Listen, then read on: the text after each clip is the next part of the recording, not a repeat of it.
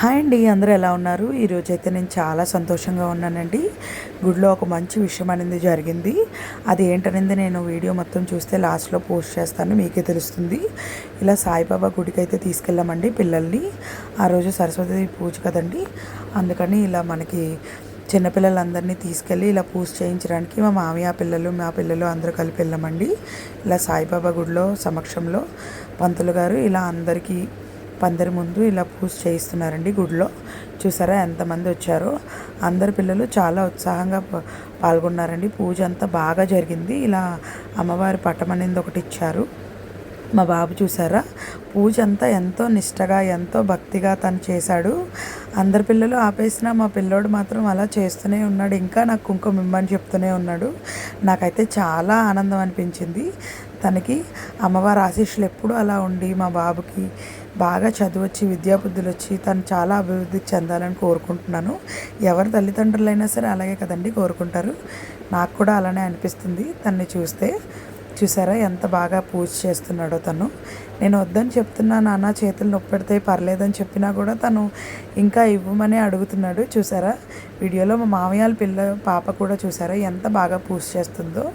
అందరు పిల్లలు అలానే అండి. చూసారా ఆ రోజు చాలా హ్యాపీ అనిపించింది నాకు. చాలా ప్రశాంతంగా పూజ చేసుకున్నాము. అంతా పూజ అయిపోయిన తర్వాత మాకు చిన్న చిన్న కాంపిటీషన్స్ పెట్టారండి గుడిలో.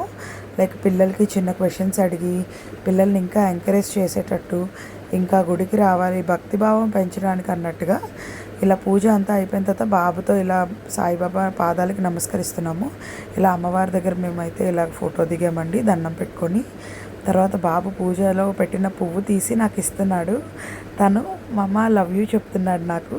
చూసారా నాకు చాలా హ్యాపీ అనిపించింది. బాబు మన పిల్లల్ని అలా చూస్తే ఎవరికైనా హ్యాపీగా అనిపిస్తుంది కదండి. చూసారా ఇప్పుడు అందరూ నుంచున్నారు, పూజ అంతా అయిపోయింది కదా. ఇప్పుడు పిల్లలకి అందరికీ పువ్వు ఏదైతే వాళ్ళు పూజలో పెట్టిన బుక్స్ కానీ పెన్స్ కానీ అన్నీ ఇస్తున్నారండి, అన్నీ డిస్ట్రిబ్యూట్ చేస్తున్నారు. అందుకని అలా నుంచున్నారు. మా పిల్లలకు కూడా ఇచ్చారు. వాళ్ళు చాలా హ్యాపీ ఫీల్ అయిపోయారు అవి చూసి. చాలా చూసారా ఎలా ఆడుకుంటున్నారో గుడిలో హ్యాపీగా. అది అయిపోయిన తర్వాత గుడిలో ఇలా ప్రోగ్రామ్ కండక్ట్ చేశారండి. ఇద్దరు చిన్నపిల్లలు చాలా బాగా భరతనాట్యం చేశారండి. అవునట్టు నేను చెప్పడం మర్చిపోయిన, క్లాసికల్ డ్యాన్స్ అంటే నాకు చాలా ఇష్టం అండి. నేనైతే నేర్చుకోలేకపోయాను. అందుకని మా పిల్లలిద్దరికీ నేను నేర్పిస్తానండి. ఇలా ఫ్యూచర్లో ఆ వీడియో కూడా నేను పోస్ట్ చేస్తాను. దేవుడి కృప ఉంటే ఏదైనా సరే మనం సాధించగలమండి. దానికి ఇదే నిదర్శనం. ఇలా పిల్లలు చూసారు ఎంత చక్కగా వేస్తున్నారో. నాకైతే చాలా ముద్దుగా అనిపించారు. పూజ అంతా అయిన తర్వాత చాలాసేపు మేము అక్కడే ఉండిపోయామండి. ఇలా డ్యాన్స్ చూసుకుంటూ ఇలా 2-3 పర్ఫార్మెన్సెస్ ఇచ్చారు పిల్లలు మాత్రం. ఇలా చాలామంది పిల్లలు కూడా పార్టిసిపేట్ చేశారు.